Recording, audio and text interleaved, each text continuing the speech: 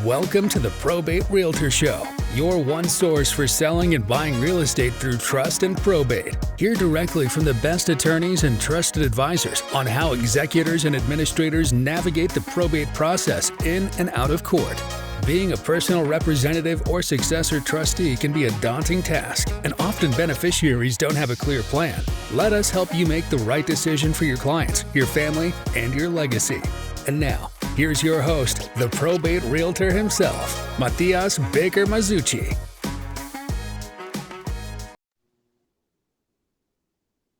Welcome, everybody, to another very exciting episode of our show. Today, we are talking to Richard Huntington. Richard, welcome to the show. Hey, Matias, thank you so much for having me. I really appreciate it. Absolutely. It's so great to have you. Richard is a professional fiduciary with professional fiduciary services. And I can't wait. I have so many questions. I'm very excited because I did some research. I looked at the bio, and Richard has been a professional fiduciary for quite some time, if I may say, a pioneer.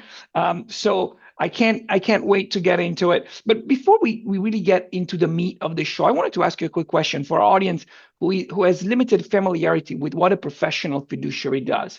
So let's answer that question first. Richard, what does a professional fiduciary exactly do? Absolutely. So I think the main idea is to think of a paid family member is kind of a good way for people to think of it. And normally 80-90% of the people are going to have a family member be their successor trustee or their agent. And that's a fiduciary role. Having me is, I'm in tight with the family. It's kind of an intimate situation when you're handling the estate, and I'm getting paid. I don't have any history with the family or any hang-ups with the family. I'm just in there to do my job. So it's a great way to avoid family drama. I know we'll get into that, but as you said, as you're thinking like a paid family member, I'm thinking like my kids, but then, yes, somebody that is neutral, a neutral third party. So because you deal a lot, when is the time when you enter someone's life, when you enter a family's life, when is the most common time when that happens? So for a professional fiduciary, you might be named on their estate plans for a client. But you're not active yet. You won't be active until a triggering moment, and that's either going to be incapacity or death. So you're on the sidelines. You're waiting for them to, have a stroke or maybe get forgetful and dementia, or pass away. And then at that time, you step into their shoes and become the successor trustee or the agent for power of attorney. Yeah. Now, most of the time, how are you informed that it's time for you to step in? Is it the estate planning attorney who says, "Hey, Richard, it's time. This person passed away. Now you have to take care of all these little things that go with handling an estate," or is it the family? Is it like, generally speaking, how do people reach out to you when that? Yeah, it's a good question, and I leave it up to the elder how they want to share me. And so what I mean is sometimes the future client, doesn't want their family to know about me until the time comes. And sometimes they do want to know about me. If it's the first situation, I encourage them to let their trusted friends know about me or their doctor, their CPA, or their financial advisor. And at least they're circle professionals. If they know about me, then that kind of helps close the loop when the time comes. "Hey, Richard, I need you to go check in on Mr. Smith. He seems to be getting pretty forgetful." That makes total sense. Perfect. Thank you for sharing that with us. Now, obviously, because you come in at a time when the estate plan essentially activates, you see a lot of estate plans. And one of the questions I wanted to ask you is that what is one of the most common mistakes that you see when setting up a trust that can be easily avoided? Well, I guess the first common mistake, if we go backwards, is not doing a plan. So if you don't do a plan, you're in a world of hurt sometimes. If you become incapacitated, then you're going to be part of the conservatorship program in the probate court. But yeah, doing a plan, I think the biggest mistakes I see are, one is LegalZoom or those online platforms. Every state is different with their probate code. So each attorney that's licensed to practice in California, they're under the California probate code. So these ones they're so general. They don't have the right language in them, very poor language. And it doesn't protect your trustee that you need all those protections that you need in the trust as well. So that's really big. We encourage our students at our workshops to not be penny wise and pound foolish. Plan to pay $2, $3, $4, $5,000 and get a really good estate plan. And you're paying for the experience of that attorney and their knowledge and their understanding of what your wishes are. So it's very, yeah, you don't want to be cheap. And I think the other very important thing too is picking a successor trustee, picking that agent.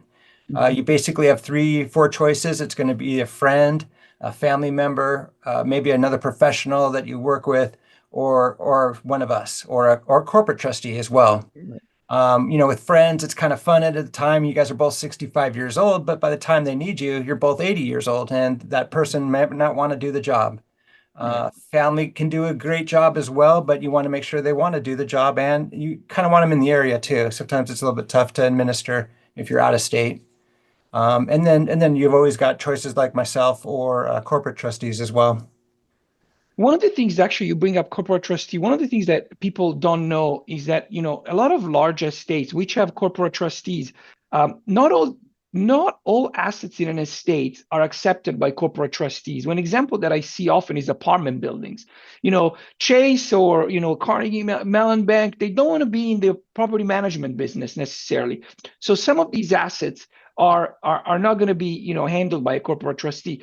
My question to you is, do you handle specific assets? Are there assets where you're like, okay, we can't handle that? How do you kind of determine that? No, we'll handle anything. I could handle any asset that's out there. And you're right, corporate trustees would rather have a nice clean portfolio. They want assets to manage. They don't want to do any health agency for the healthcare directive. They don't want to be a part of that at all.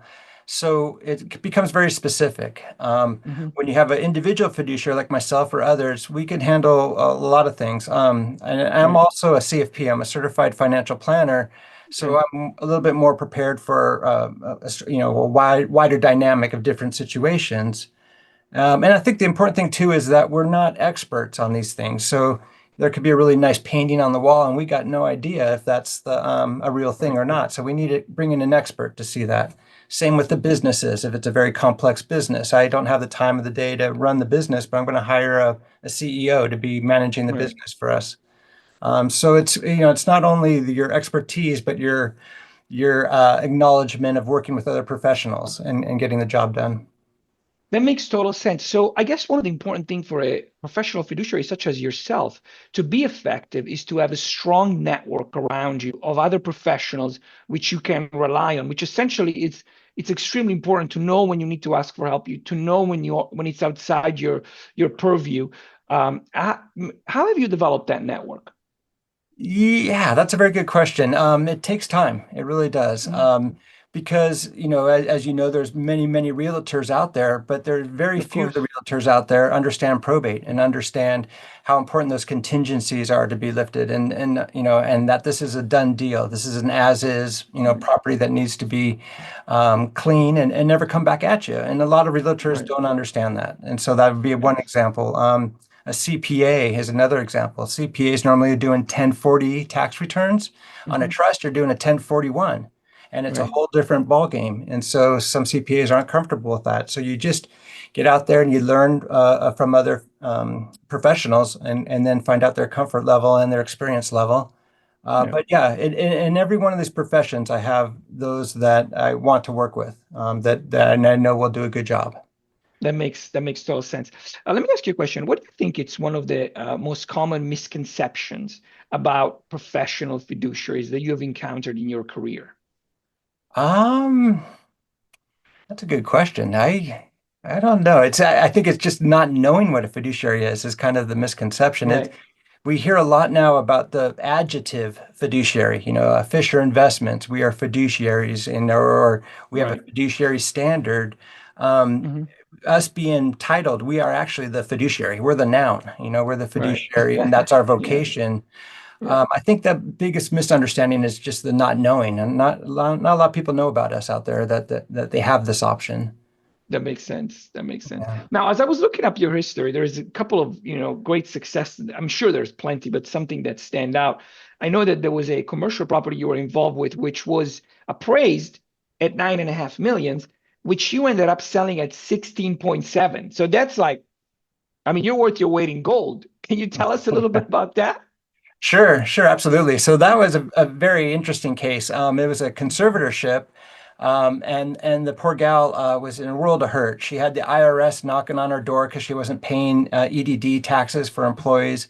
She had Right. 6 employees that were working for her that nothing was getting done. They were just all kind of welching off her basically.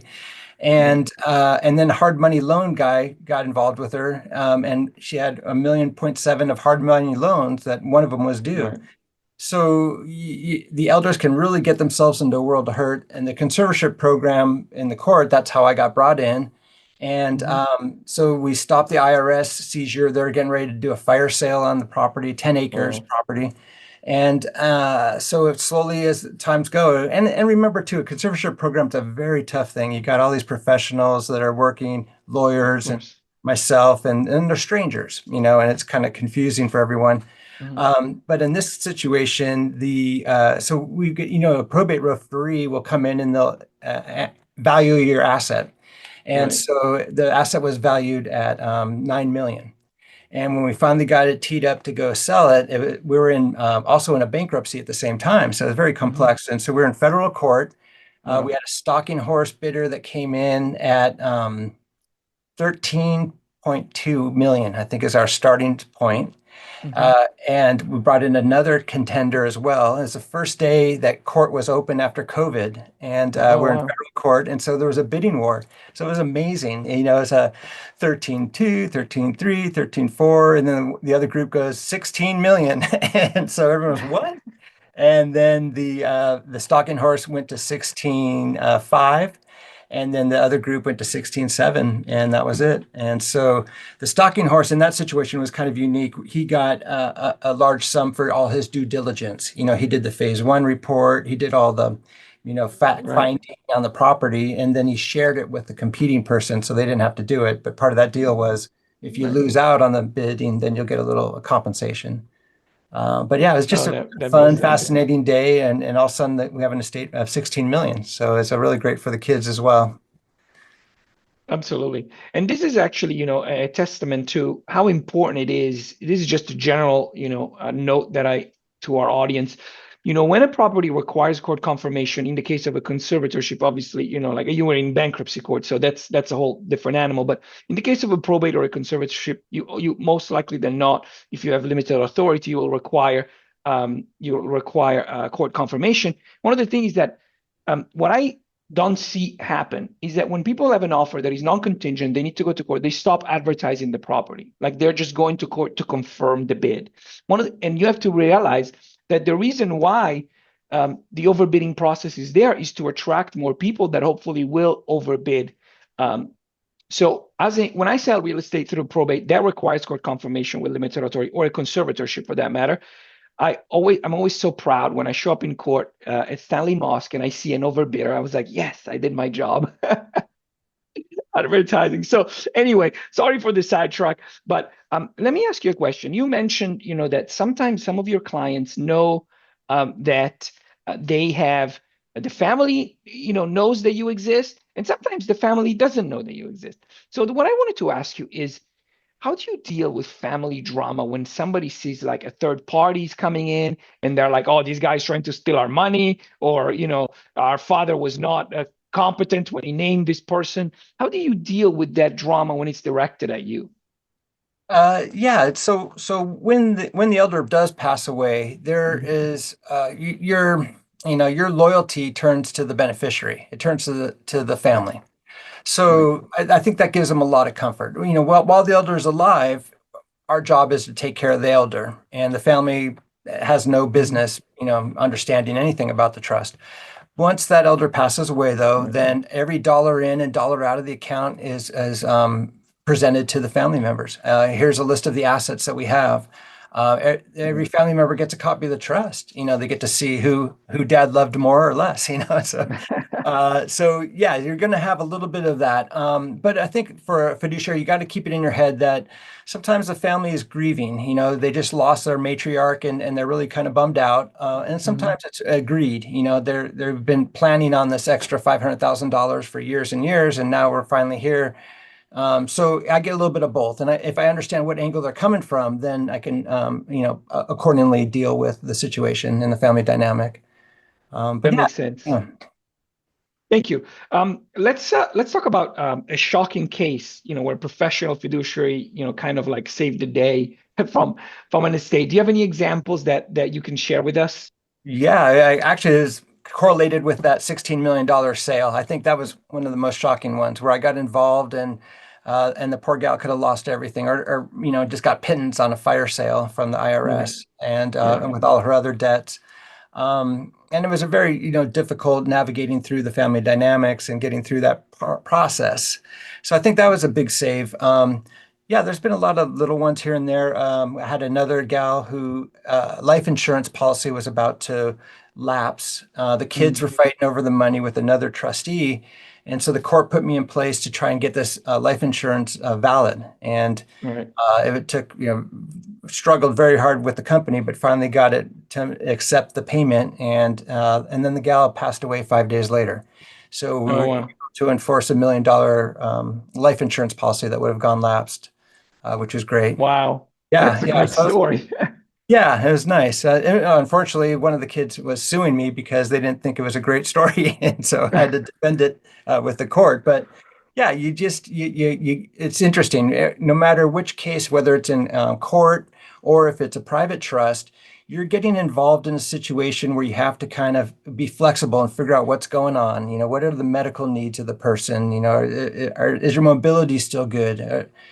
Is living in this two-story house the right idea? You're evaluating the finances. How much care can we get, or is it more Right. appropriate to go to a different living situation? So the fiduciary has to be very kind of flexible and understanding, when that time comes.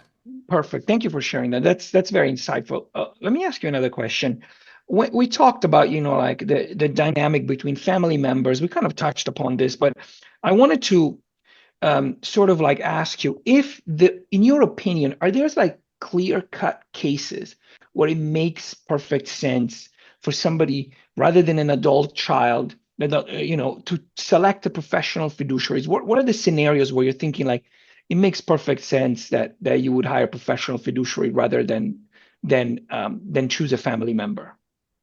Well, that's a good question. Obviously I'm biased towards the answer. I think any situation's a good situation for a professional fiduciary. But yeah, I think for the parents, they need to take a hard look at the kids. Let's say we got three kids, Mhm. and Johnny's doing quite well, Susie's doing quite well, but Bobby's having trouble. And for whatever reason, drugs, alcohols, gambling, he just can't manage money, can't understand money. So, the elder needs to decide, what do we do about Bobby? Is he going to be a Mhm. trouble? And then Bobby wants to contest the trust. It wasn't fair that he only got 10%. He should have got his 30%. Right. Or, for whatever reason, or Susie stole my, truck when I was a kid and I never forgave her for that. There's just so Right. many little dynamics that come to the surface when we involve estates, when we involve money. So I think that for the customer, for the client, they want to really think about that. How do we make this fair for everyone? What if we have a special needs kid? Should we do an equal share for all three kids and we have one of them special needs? And the answer is probably no. You should probably plan on more money going to the special needs kid, and the Right. other two kids can go out and make their own money. It's not much of a worry. So That I makes, yeah. yeah, you want to think about that as well. And then also, do the kids fight? Are they always Mhm. contentious? And you put one of them in charge, then you could have trouble. So some people solve that by putting both of them in charge. And now you got four hands on the steering wheel trying to direct this trust. And so I think it's just a matter of having that conversation with the estate planning attorney, and then the estate planning attorney thinking, yeah, this might be a good situation for a fiduciary because of the family dynamic or because of the special needs of this person or something. So it's a, That yeah, makes, yeah. yeah. That makes total sense. Thank you. Let's talk about your journey. I asked this question when you were a little kid. Did you want to be a professional fiduciary? I didn't even know the word. No, no, yeah, the journey there. It's an interesting question. in college, it was learning finance. Okay. And so, I thought I wanted to be a financial advisor, and then I wanted to run money. I wanted to manage money. So I started looking at CFA, Chartered Financial Analyst. So I got past the Certified Financial Planning program, and then I got past level 1 of CFA, and there's 3 levels to go. But heavily math oriented, working with asset allocations. And I didn't see myself doing that. I just couldn't see myself being, on the computer and crunching the numbers and figuring that out, even though I really enjoyed it. I really liked it. And then let's see. So I was part of the Orange County Financial Planning Association, and they had a study group. And one of the gentlemen in the study group was a fiduciary. And I was like, what's a fiduciary? I knew of it as the adjective, the client's best interest. And so he introduced me to my partner and our founder, Peter Coate, who was running our professional fiduciary services. And then it just clicked. I knew right away. I go, this is awesome. You have the financial background, the financial knowledge. My mom was a nurse and a discharge planner at a hospital, so I had that medical knowledge. My wife also had San Joaquin Valley fever, and so we had a lot of years of treatment and doctor visits with that as well. And so I had both of the same backgrounds, 2 of the most important backgrounds that you need for fiduciary. 1, the financial background, and 2 is the medical background, because a lot of what we do is taking care of the elder and understanding the ailments and should we do a surgery or not do a surgery.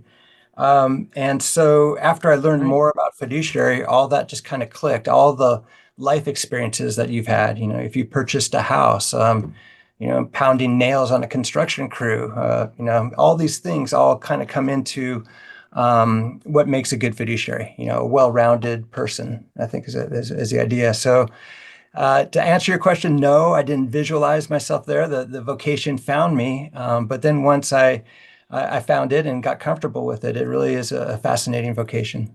That's wonderful. Thank you so much for sharing your journey with us. Now let's talk about how to get a hold of you. Let's talk about your website and also, what your screensaver is that you have, your screen background.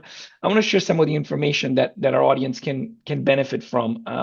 So tell us a little bit about, Trustee Pro is the first, trusteepro.com. What is that? Is that your company? Is that, you mentioned that it's not a company, it's a bunch of independent fiduciaries, right? Absolutely. So trusteepro.com, TRUSTEEPRO.com. Peter Coate is the founder of this group. And I've been with Peter since 2007 when I started. And we've grown. And so now I think we have 7 or 8 licensed professional fiduciaries that are part of our group. We're not a company, so we're just a DBA with our website, and we have to be named individually on our trust. And so, but it's a wonderful website. We have lots of information there. It gives the consumer a choice. I'm 56 years old. Do you want someone that's younger, or do you want someone that's older? Do you want a male or a female? So it's a nice way for people to get a lot of information and see who would be a good fit for them. Our other website is, at the same time, Peter has been teaching workshops at the senior centers throughout Orange County. And so we have turned that into a nonprofit over the years, and now we also do Zoom processes. But what it is a workshop of 6 weeks. It's an hour and a half each day of the same day each week. And we bring in professionals. We'll bring in professional estate plan attorneys, and we'll have a 6-week session on It's Your Estate. And then we bring in fee-only fiduciary financial advisors, and that will be our other 6-week series on financial planning. It's Your Money. It's a very educational focused program so that the students and the elders there are empowered, so that they understand, so they're educated. And the more education they have, our goal is that they would donate more money to charity. So the more secure they feel in their financial area, we try and promote charities. We think charities are a wonderful way of utilizing your estate, and then also developing a good feeling for you and your family as well. Right. And so that's our other website. And to get there, that's IYME.org. and it will show all the locations. If you're in the Orange County area and like to join us, you're more than happy to.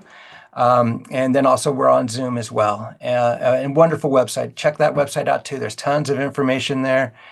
We've got great handouts on being a trustee. So even a family member that's a trustee, hands in the air, I don't know what I'm doing, come onto our website and check it out. We've got a lot of good information there and help you get through that. So yeah, please check those out. And then my phone number is 949-748-0911. And that's my cell. And then at Trustee Pro, that's my email. So richard@trusteepro.com for emails. That's wonderful. Richard, thank you so much. It's been such a pleasure to have you on the show. Your explanations are great. It's been crystal clear, and it really shows that you have a lot of experience and, most importantly, a lot of care for the people who end up hiring you. So it's been great to have you on the show. And thank you, everybody, for joining us. And we will see you in the next episode. Bye. Thank you for listening to the Probate Realtor Show. Find more episodes and interact with us at probaterealtor.la. That's probaterealtor.la. Listen, ask questions, and get results. Don't forget to like and subscribe.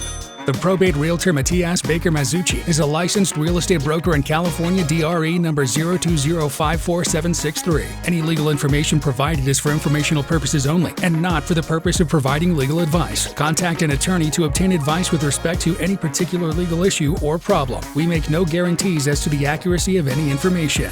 Thank you again for listening, and we'll see you in the next episode.